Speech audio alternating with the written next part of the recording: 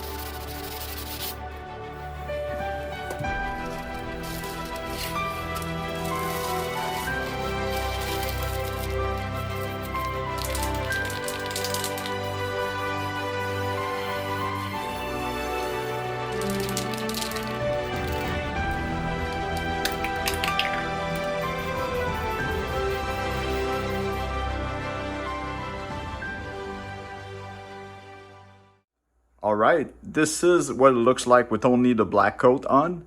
Remember all the imperfection I was talking to you earlier? Well, this is when it actually pays off. You can clearly see all the nice details sticking out, and this is what will eventually give the look of the Carbonite. So what I'm gonna do now is add a couple more layers, do some weathering, and it should look pretty good in the end.